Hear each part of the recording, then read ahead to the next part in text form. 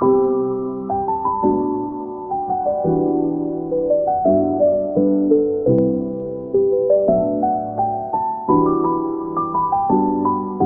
certificate in Immersive Sound Design would be to look into what it would take to put together an immersive soundtrack for film and television. We'll be covering the technical aspects of the Dolby Atmos software, but as well as that, talking about all the creative elements of storytelling in film, with music and with sound design, but also with dialogue, effects and foley. I'm a sound designer, composer and sound editor for film and television. I've been doing it for about 20 years now. I started initially on set, helping as a sound recordist assistant, and then moved over pretty quickly to post-production. Started as a foley editor, sound effects, and then onto sound design, and then started to mix films.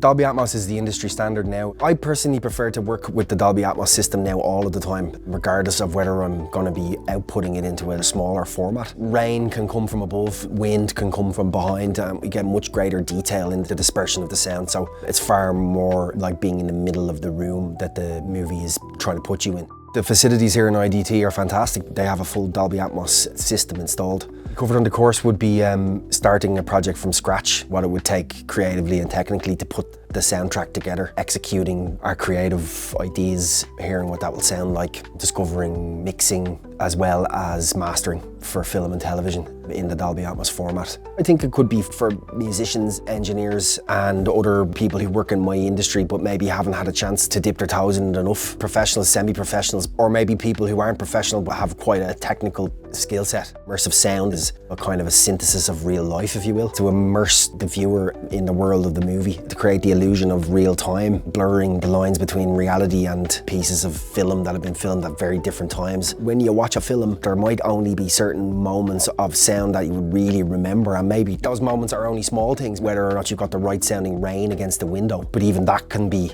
very important about how that makes you feel when you hear it in the scene. There's great amounts of storytelling, emotional weight that can be put into a film through the sound, and especially through the mixing of the sound. It's just about finding out what's really important and getting rid of all the rest. That's how I work, and that's what I would be discussing on the course.